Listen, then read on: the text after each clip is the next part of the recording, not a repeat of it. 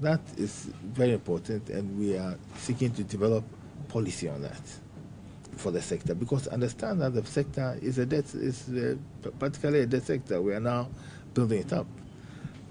We've had conversations with a number of insurance companies, and the Insurance Commission has also written to us. So we are in serious conversation with local insurance companies to make sure that they participate in the sector in a significant manner. He noted that the ministry is very much concerned about the safety of passengers. We are taking safety very, very seriously. Indeed, on Friday, we started discussions with the University of Mines and Technology, where we're looking at developing some form of training, etc. We are looking at them also doing a kind of safety audit of all our activities. A committee has been set up to ascertain the cause of the accident and also come up with recommendations. But the sector minister is not sure when the Accra-Tema shuttle will start working. We were working on the Accra to Nsawam line, but because the Accra to Tema section was not bad, we started working from Achimota going towards Nsawam. Now that this thing has occurred, after 10 days we'll see whether we should open it or we should close it. But now we suspended the service. Let's now turn our attention away from the transport sector, as former caterers of the school feeding program have petitioned the Gender, Children and Social Protection Ministry over arrears owed them by government. The women embarked on protest walk to press home their demands.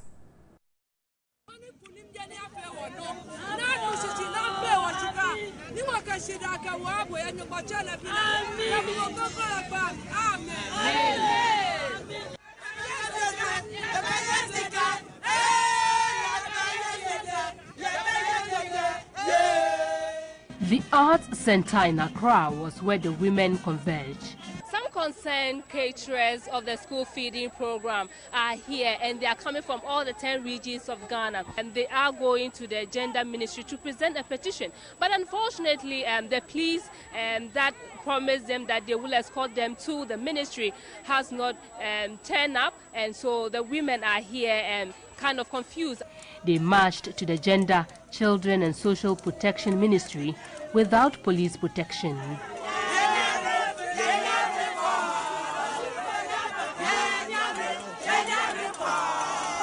Their major concern was for government to pay them their arrears.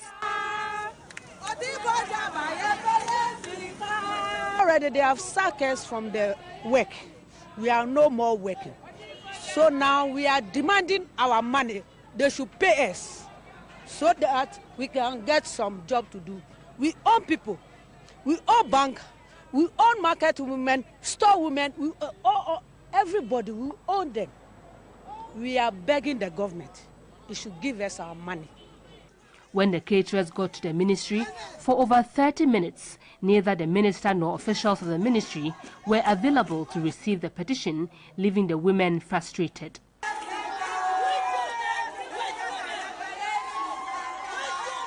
Some of their leaders who had gone to the office of the minister had not returned after 40 minutes. We have to see her, for her as a woman, to tell us something. Even if she's traveled outside Ghana, somebody should be there for her. So by all means, we have to see somebody. They have to tell us something. That's all. Later, the caterers were told the minister was not available. The chief director received the petition instead. The women were promised payment this week for 16 days out of the 125 days.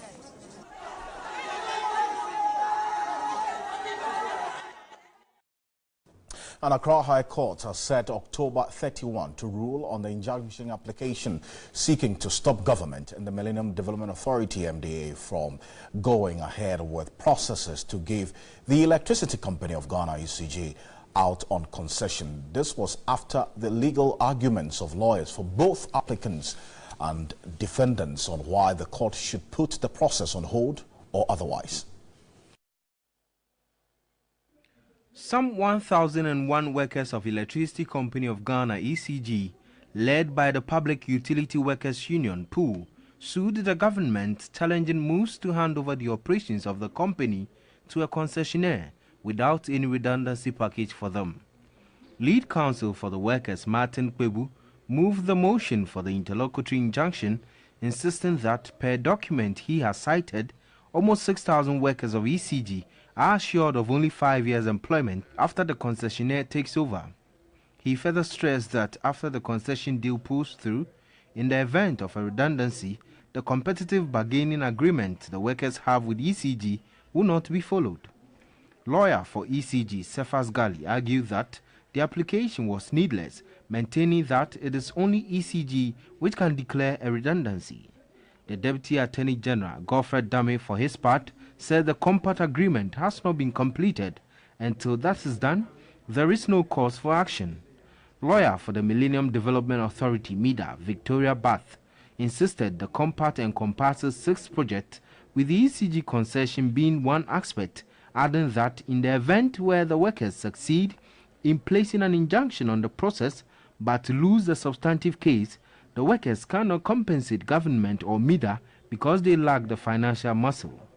In their suit, the workers are seeking a perpetual injunction to restrain the defendant, their assigns and privies from continuing with the compact agreement. They are also seeking an order restraining government from engaging any individual worker for redundancy or severance package but the union. The Labour Division of the Accra High Court, presided over by Justice Lorindo Owusu, set October 31 to give a ruling. On to politics now. The youth wing of the Ejisu branch of the NPP has described activities by a group calling itself Young Patriots as disrespectful to party structures and also a move to disunite party members in the municipality. They expect the party's leadership to call the Young Patriots to order. Spokesperson for the youth wing of the NPP in Ejisu constituency, Nanao Sebonsu, says they will resist any attempt by any group to bring division in the party. But the problem started with the emergence of an association called the Young Patriots. They only came up after the elections, and they appear to be disrespectful to the party's hierarchy within the constituency. We've picked an intelligence that this Young Patriots movement seems to be a grand scheme, is an agenda. And so anybody who appears to be a threat, they are resorting to all sorts of, tactics to eliminate. According to him, restarting attacks on some party leaders in the Ejisu constituency by some groups within the NPP is to disunite members. The youth wing wants the intervention of national executives for calm to prevail because the constituency has always been in the news for bad reasons. As youth wing of the party in the constituency, I believe you agree that we're also the future of the party in the constituency. And so we owe history a responsibility to ensure that the party is not destroyed. So we resort to all legitimate means to seek the redress of this problem. They pleaded with all party members to promote unity to facilitate good governance by the Nana Addo Dankwa-led administration. Now, the Registrar General's Department has cautioned prospective business registrants against dealing with middlemen, or what we call Goro boys. Now, the department now operates an automated system which enables the registration of business in 2 days.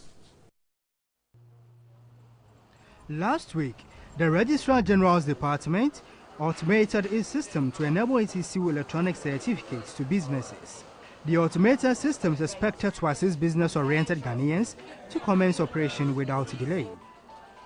The electronic certificates, according to the Registrar General's Department, can be accessed by foreign embassies. But middlemen, popularly referred to as Goro boys, continue to parade the corridors of the department. A few days ago, the Registrar General's Department introduced an automated software for companies to go through before registering, not necessarily coming to the Registrar General's Department to register for their companies. And ever since the software was introduced, what we have gathered is that Goro boys insist of trying to find dubious means of trying to dupe others to help them go through the process. We want to find out from the Public Relations Officer of the Registrar General's Department what measures have been put in place. Would the Goro boys be able to dupe the system? No. because you have to sit in the comfort of your home or your office to do the registration yourself. In that case, you don't need a guru person to help you do that.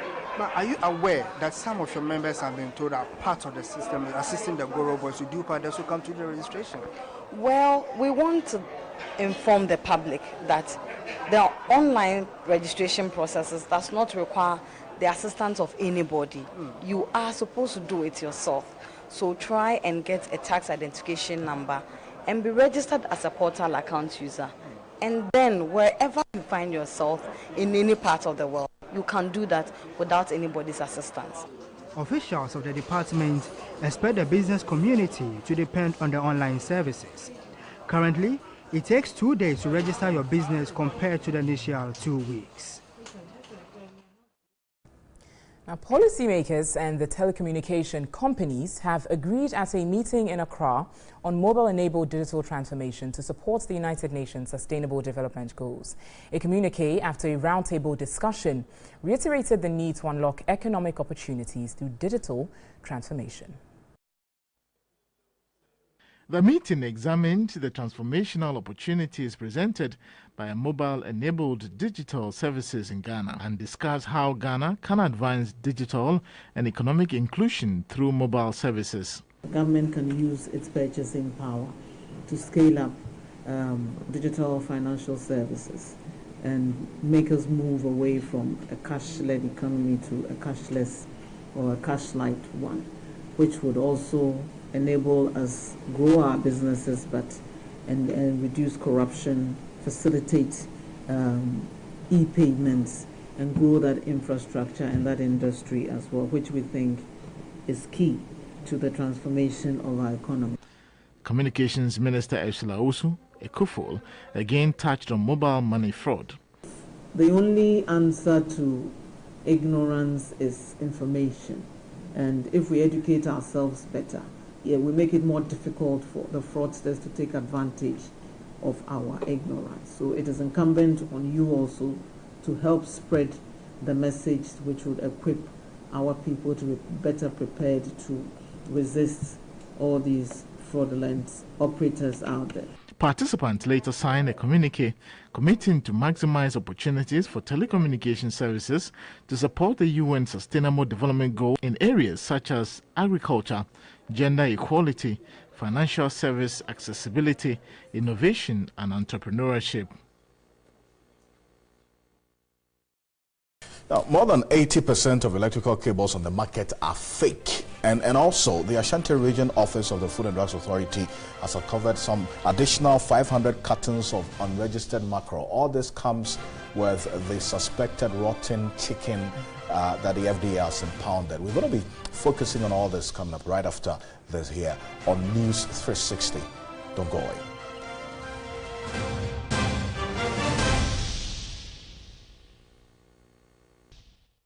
Welcome back to News 360. One of our top stories this evening, more than 80% of electrical cables on the market are fake, a major cause of fire outbreaks in the country. That's according to the Ghana Standards Authority.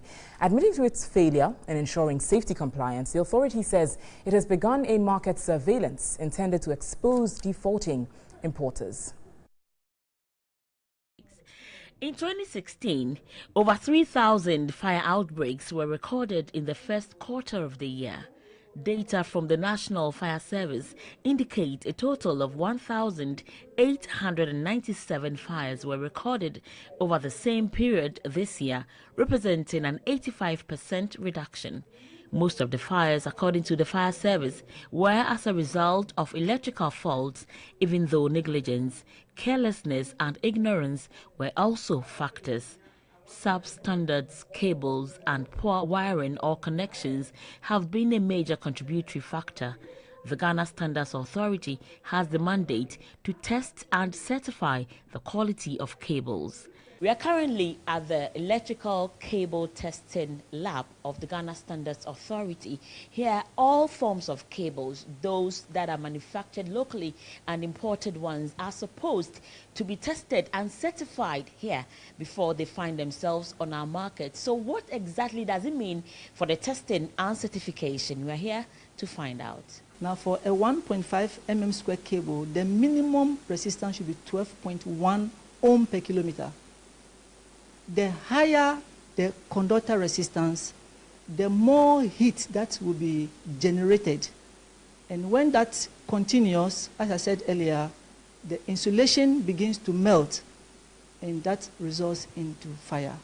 The executive director of the Ghana Standards Authority, Professor Alex Dodu, admits his outfit has not lived up to its mandate. I think it's a two-way issue. One of them has been that hitherto our market surveillance would have been much less ideal, or it's weak, bluntly. Currently, what is the key and most important element of measures that you are instituting to ensure that this situation is brought under control? Within the next 4 weeks, GSA will be publishing to all Ghanaians the results of the market surveillance on the products on the market. We will let Ghanaians know the proportion which are failing, and naturally those which are failing would have to be removed from the market. You cannot let it be sold to anyone. Consumers need to be empowered to be able to at least identify correct cable that conforms to standards. We have marking requirements, okay, labeling and marking requirement. The cable should have brand name, country of origin, the standard specification, the size of the cable, the color of the cable. Okay, so manufacturer's name or address should also be there. Clearly, there is more to be done in ensuring that cables on the market conform to safety standards. Now, the Ashanti Regional Office of the Food and Drugs Authority, FDA, has uncovered an additional 500 cartons of unregistered mackerel, so nice, in Kumasi. A new consignment was found in another warehouse following FDA's investigations. The Food and Drugs Authority on October 5 seized some 3 containers of some unregistered mackerel with a brand name Asahi. Frantic search by the authority later uncovered 500 cartons out of alleged 2,000 cartons of another unregistered mackerel branded So Nice in Kumasi. Last Friday, 14,000. Now, I was told the importer claimed 2,500 cartons went to Aflao, which officers have been at Aflao and they are not finding it. And well, there's this suspicion that it's been carried to Togo. We can't confirm that. But we are still monitoring. Whatever happens, we'll bring it out. But currently, that's the situation. James Latte also touched on sanctions for the importers. When you flout this, that is bring it unwholesome products or bringing products that are not registered, you can be sanctioned as an administrative fine, ranging between 25,000 Ghana cedis and 50,000 Ghana cedis per offense, or what you have done. That is one. Secondly, you know the police is already in this case. That one, FDA just goes in as witnesses. They are handling it. If it comes to prosecution, they are handling. We just go in as witnesses. So that I cannot comment on what the police is doing. But for FDA, for administrative fine, I know it's something that we have given a letter to the man. And I'll tell you that I don't know anybody we have fined who hasn't paid. So I can't even foresee him saying that he's not going to pay. James Latte urged the public to be more cautious when buying imported food products. So, you see, more than 80% of electrical cables imported into the market are fake. We have rotten mackerel or unwholesome mackerel. We have unwholesome chicken also going through our ports. Clear concern for consumers who probably may not know what's happening. I've been joined in the studio by Kofi Kapito. He's a CEO of Consumer Protection Agency. Kofi, good to have you. Good evening to you. Great. Good evening. Now, have the various agencies at the ports of entry done enough to assure us of consumer safety? Looking at all what we're saying. Well, looking at what we're seeing, I would say there has been a lapse, serious lapse. It's not just a small lapse. But I'm delighted that at least the Food and Drugs Board is doing their post-market surveillance to make sure that if somebody at the port made a mistake, at least if it gets into the market, they make sure that it doesn't get to our food chain so that it become an issue for us. But the bottom line is it should not leave the products to come. That's the bottom line. That's a clear concern. That's I mean, to the extent that you have both the Ghana Standards Authority and the FDA having their representatives at the various ports of entry, and they are supposed to check and certify before these goods, be it electrical cables, chicken, mackerel, go through the port. We have veterinary service. We have veterinary service. We have national security. We have the GRA, which the branch of the SEPS, which is, I mean, there are too many agencies at the port that these things should be happening as much as they've been happening. Yes, I would say every now and then, if one slips through, I can agree. And I'm saying, I'm happy that their post-market surveillance is now strong compared to maybe some time ago. Because, look, if it gets onto the market, say somebody collude or cahoot, and then they bring it onto the market, if they don't do this post-market surveillance, it's going to be more deadly. Can you imagine the trucks? Remember a few weeks ago? Absolutely. Some good Samaritans somewhere are here around Ofankor, realize that, you know. And the 500 cartons, this is the same one we were talking about. That's Asahi and So Nice. So Nice 500 has been retrieved on the market in Kumasi. This consignment that was meant for Togo on transit finds its way into Ghana. You see, my problem is the ones that was found in Kumasi, are they wholesome? If they are, then fine. We cannot say the whole Asani or so fine nice. or so nice. But what I'm saying is, yes, do they have good ones on the market? If so, no problem. But we cannot have bad mackerel or bad poultry products on our market. We can't throw the baby out with the bathwater. We need to put steps in place. Let's find the people who committed this offense. If the FDA finds out that it was one of the officers who went to sleep on the job, as usual, Ghana, is he going to be fired? I don't know.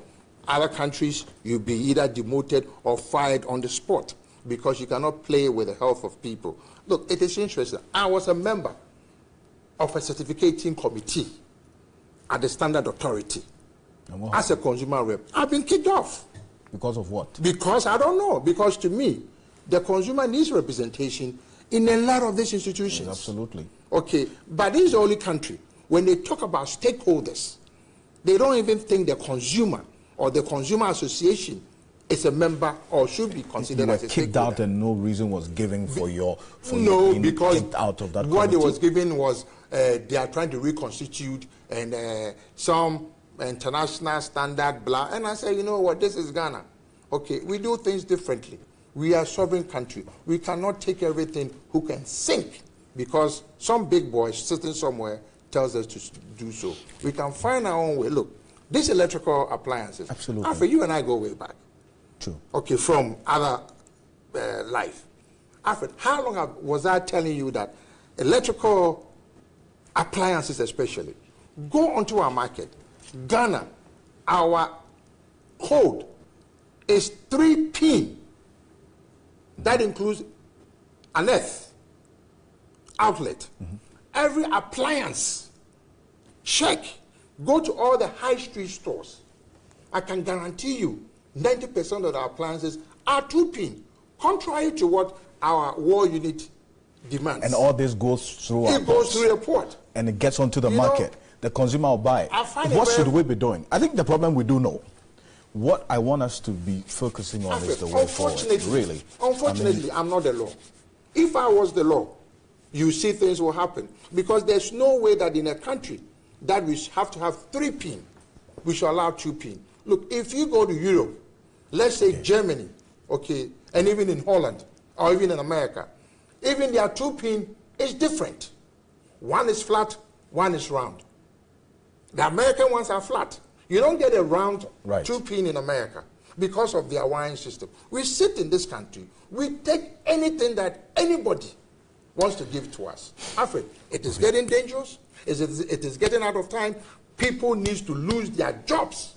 And the president, I am delighted that the president says that he's going to let Ghana work again. He should include some of us.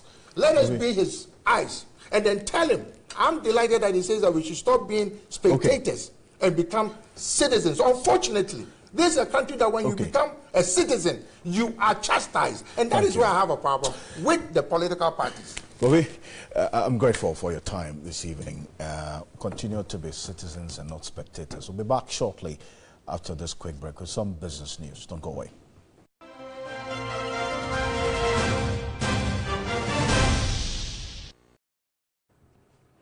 All right, thanks for staying with us on News 360, and it's time for us to look at the latest in business. My name is Nanekia Mensah-Brampe. Starting with our headline business updates, Ghana's energy bond has been auctioned on Tuesday to allow interested individuals and institutions to bid for the bond to be issued or used to clear the estimated 10 billion cedis debt. Now, the first tranche to raise 6 billion cedis will be done via a book-building approach, and available information indicates that there will be 2 bids, one to mature in 7 years and the other to mature in 10 years' time. While the 7-year bid is expected to raise some 2.4 billion cedis, the 10-year bid is also expected to raise some 3.6 billion cedis, and that totals the 6 billion cedis for the first tranche of the year. So it has started today, and we will definitely let you in on how far it goes. But let's move on to look at some more issues as government prepares to deliver its 2018 budgets to the country. The Institute of Fiscal Studies says government should factor in designing tax policies for the informal sector in the 2018 budget to motivate them pay taxes. Low domestic resource mobilization in the country is said to be the cause of the rise in public debt. Domestic revenue for the first half of 2017 fell short of its targeted 12 billion cedis to 10 billion cedis. According to the IFS, the country's public debt is expected to reach 146 billion cedis by end of December 2017. At its 2018 pre-budget forum, Executive Director of the IFS, Professor Newman Kusi, is asking government to include in the 2018 budget new avenues of collecting taxes from the informal sector to mobilize adequate revenue. There's also the opportunity for greater use of technology to facilitate informal sector taxation. Of particular interest here is the use of mobile banking to make tax payments.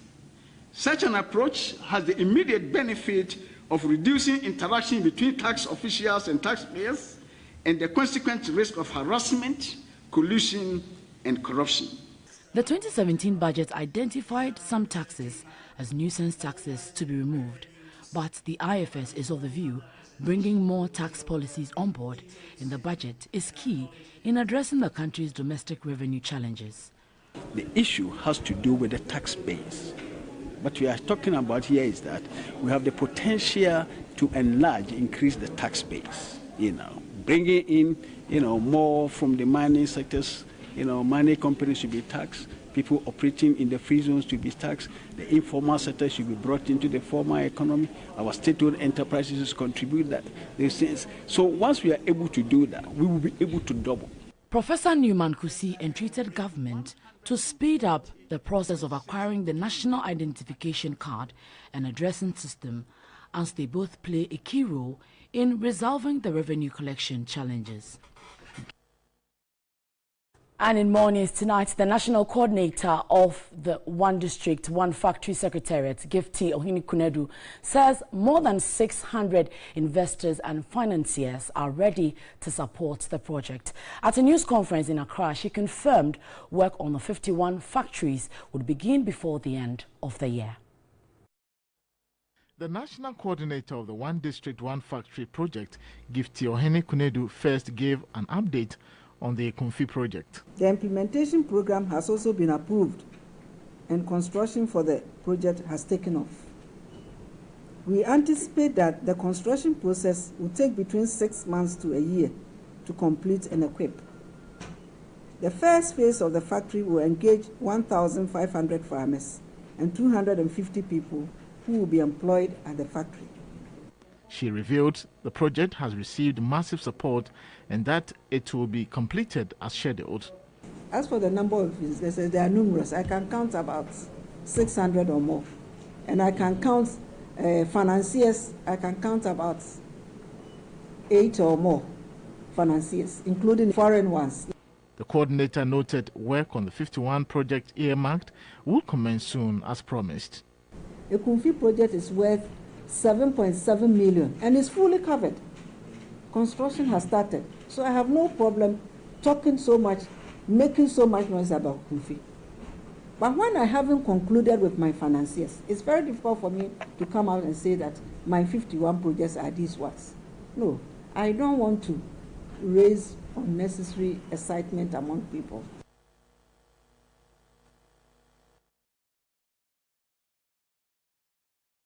Well, so the Institute of Fiscal Studies this afternoon didn't just talk about giving room for the informal sector or creating new policies for taxes. So they also touched on adding value to Ghana's commodities, preferably that of cocoa as well as gold. And talking about gold, this is the current price now. You have it on the international market, 1,281.76.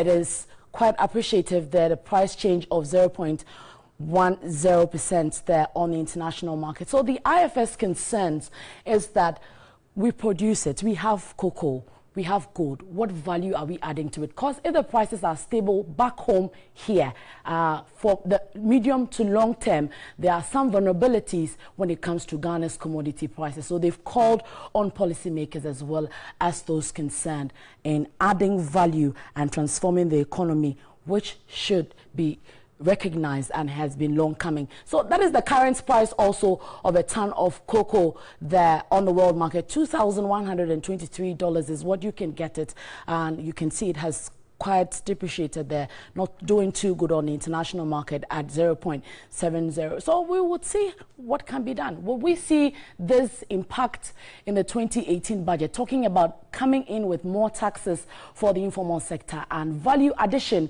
to Ghana's commodities? We'll peruse more. That will do for business this evening. My name is Nanekia Mensamrapa. We have more on News 360. Good evening.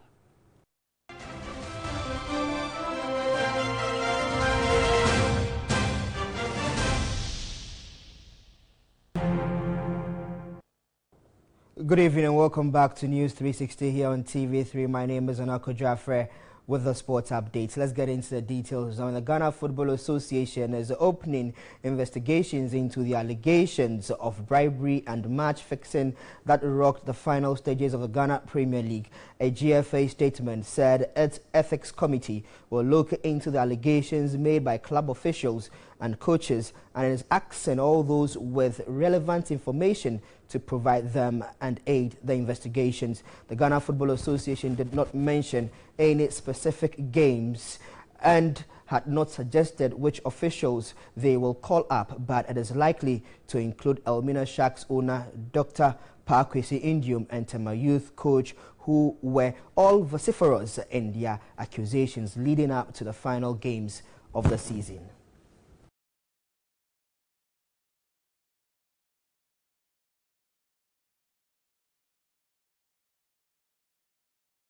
So the Black Starlets now and Ghana's under-17 team that lost to Mali by 2-1 in the quarterfinals of the FIFA Under-17 World Cup in India are back home together with their officials. The team arrived in the country this afternoon, and head coach Pakwesi Fabian is adamant the team choked when it mattered most. Like the saying goes, if wishes were horses, the beggars will ride them. Well, our wish was to annex the trophy. Unfortunately, we fell out in the quarterfinals, but I think my boys did very well, and I want to thank them in front of all Ghanaians for what they've done. We hope that they will progress to the next level, and then in some few years' time, they'll be able to play for the country at the senior level. I want to thank everybody for their support. That is not out of my hands because I'm not the appointing committee, so the appointment authority will be there. They will decide whatever decision they take. I'll abide by it. So the semi-finals of the Under-17 World Cup will begin on Wednesday, and these are the fixtures to look forward to. The only African representation in the Mali will be up against Spain from Europe. England will take on Brazil. So quite some interesting games to look forward to at the Under-17 level, talking about the World Cup. But the other games going on as far as League Cups are concerned all over Europe, Germany, England, and then Spain as well. So these are the updates for you, and currently, as you can see, Arsenal are at home and they are losing to Norwich by 1-0. Quite surprising in there.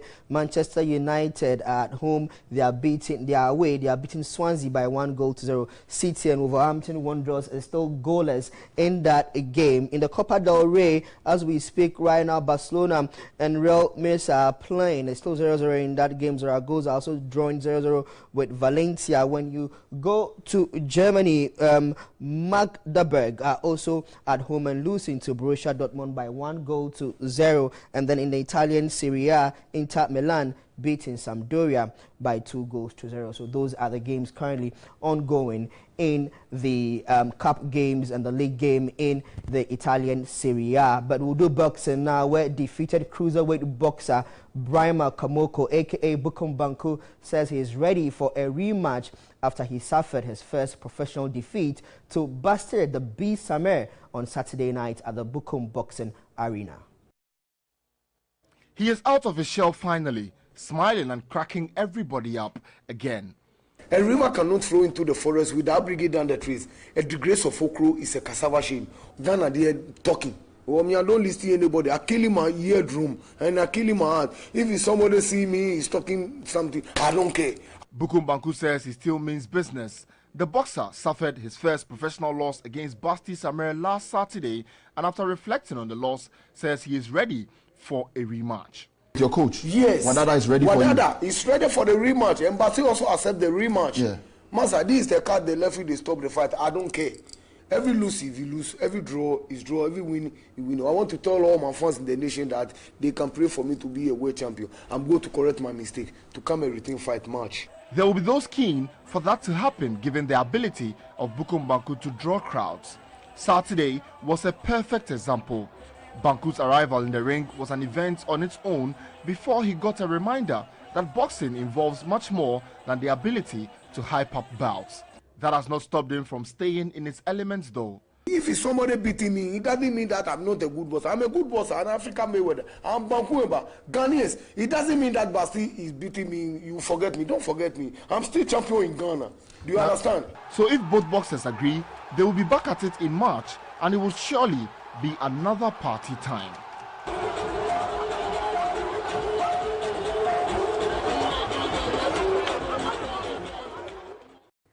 Bukum Banku will always serve you those sound bites. But in tennis, 12-time Grand Slam champion Novak Djokovic is set to play his first match since Wimbledon at the World Tennis Championship in December. The world number 7, whose season ended early with an elbow injury, is slated for the Abu Dhabi exhibition event from the 28th to the 30th of December. French Open finalist Stan Wawrinka is also set to make his return there. The Swiss world number 9 ended his season in August because of a knee injury. The Abu Dhabi event is held 2 weeks before the start of the Australian Open. The first Grand Slam tournament of the season, Djokovic and Wawrinka will play alongside world number 1 Nadal, Austria's Dominic Thiem, Spain's Pablo Carreno Busta, and 2016 Wimbledon finalist Milos Raonic. In entertainment news this evening, as contestants gear up for Sunday's show, they have been reliving some of their interesting moments, both good and bad. All 6 contestants have a cause to champion in society, and neither a win or lose will deter them from going ahead with it. They've been speaking with Adra Amofalse.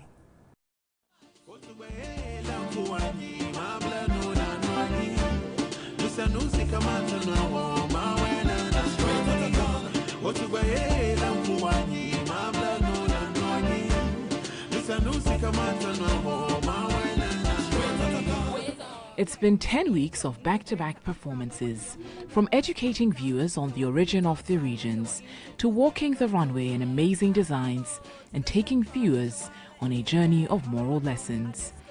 They have pulled off performances to make an impression on the judges and the public. After 2 evictions whereby 4 contestants have been shown the exit, 1 more awaits the 6 remaining contestants this Sunday. The judges say eviction will be based on the addition of scores from day 1 and votes coming in from the public. The contestants recounted how they think they have fared so far. From the start, it was bad, but continuing, I realized I was improving and I'm not ready to go down again. I'm coming up with a lot of speed. I haven't been doing bad. There has been massive improvements in the pace of my delivery because I'm a fast talker. I think it's better now, and I've been consistent with my content. It's satisfactory. For the final eviction, I'm braced for anything. It's a competition. I just pray I have a good show when I go home gracefully. I've improved. From day 1, I was a little bit nervous, and now I'm used to the stage. I get encouraged to go on stage because people out there are looking up to me.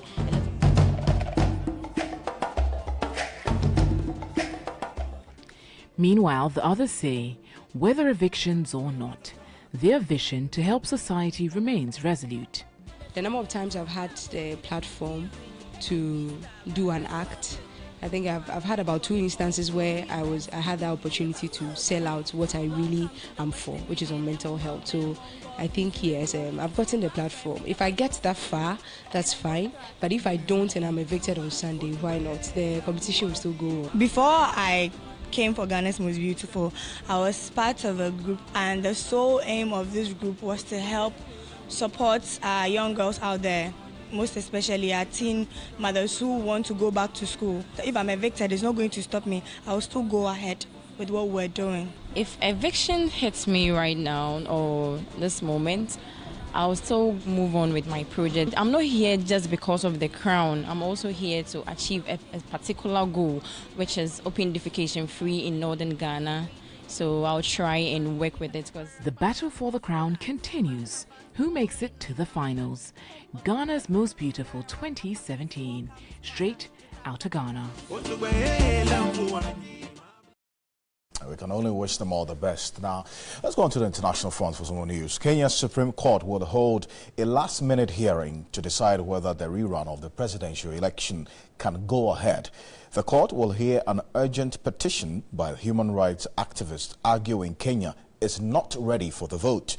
The election is due to take place the following day on Thursday. The Supreme Court in September took the unprecedented decision to annul the presidential election and demand a rerun. Chief Justice David Maraga said the 8 August election had not been conducted in accordance with the Constitution and declared it invalid, null and void.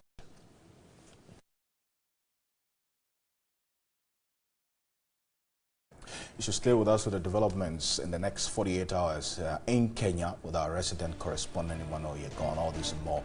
I thank you for staying with us here the past 60 minutes here on News 360. On behalf of the rest of the team, we're grateful. My name is Alfred Akansi. And I'm Natalie Fort. We've got more news on our website, 3news.com, and news at 10 later this evening will simulcast on our sister station. That's 3FM 92.7. Next is Tashan. Have a wonderful evening.